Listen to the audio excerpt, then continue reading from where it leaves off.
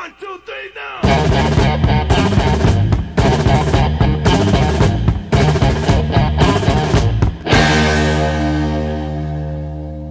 Fuck Afro-punk, fuck Afro-punk TV.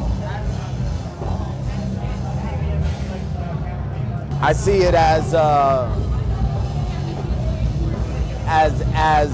a necessary platform, honestly, for the alternative, but I can't say really it's alternative. It is alternative to the corporate way, right? But it's also corporate. So at the end of the day, you know, it means the same thing to me that slam poetry or spoken word, man. At the end of the day, it's really poetry. And here, at the end of the day, it's really just music, you know? And it's music done by musicians, I guess, who really don't buy into conformity or having to, you know, fit themselves into boxes that are readily defined, you know? It's about, you know, just exploring originality. The state of hip-hop is wonderful right now in terms of the music itself. You know, actually, I'm not necessarily critiquing the music sometimes. A lot of times I'm critiquing the personalities of some of the people behind the music. Like, I like Jay-Z's music, for example, sometimes, but I honestly also feel like he plays it safe in terms of music. And then when I hear him say stuff like, I dumped down my lyrics and doubled my sales, I don't think sales are more important than lyrics, you know? And I also think that you can run the risk of actually dumbing down a generation.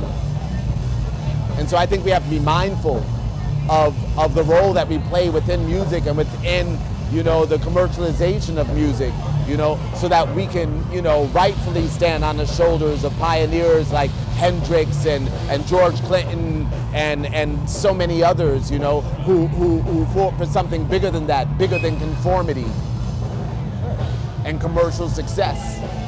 So hip-hop is still a birthplace of a great amount of originality, but I think, you know, what bores me in pop culture is playing it safe and people willingly, artists willingly putting themselves into boxes for the sake of making it big, you know? I'd rather them do something original and make that big. Musically, I think it's cool. Lyrically, I think it's weak. I'm a god. Hurry up with my damn croissant. Get the Porsche out the damn garage. You know, like, if you look at the publishing credits on that album, there's a lot of people who worked on the music.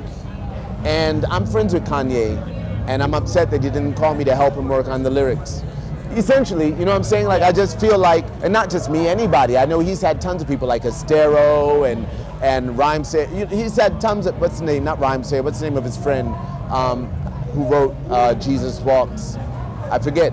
But essentially, I just feel like lyrically, it's not as thought-provoking as the music is. Who do you think right now is on point there? On point?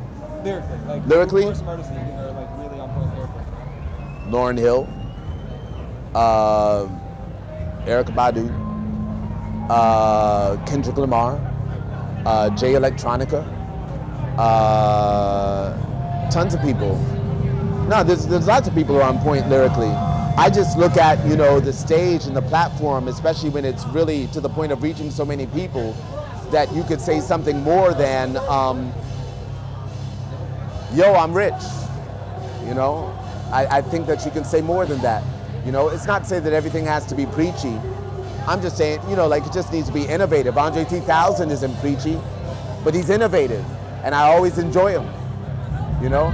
And it's just that, you know? It could be playful, it could be tons of things, but it shouldn't be stupid.